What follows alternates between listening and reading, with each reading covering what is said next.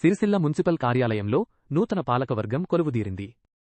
చైర్పర్సన్గా జిందం కళ, చక్రపాణి, వైస్ చైర్మన్గా దార్ల సందీప్, కౌన్సిలర్లు వేద పండితుల ఆశీర్వాదాల మధ్య ప్రత్యేక పూజలు నిర్వహించి పదవీ బాధ్యతలు స్వీకరించారు.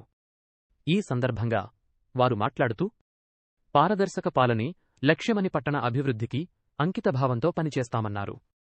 ముఖ్యంగా మౌలిక సదుపాయాలు, తాగునీరు, రహదారులు, పారిశుద్ధ్య మెరుగుదలకు ప్రాధాన్యతనిస్తామని స్పష్టం చేశారు.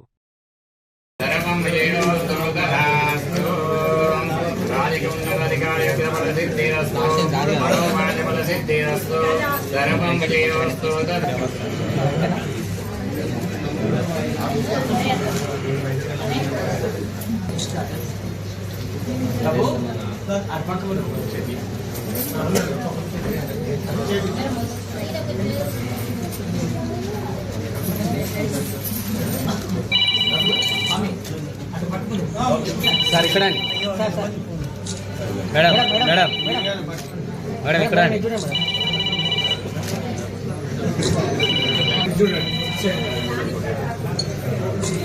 ఇక్కడ మేడం మేడం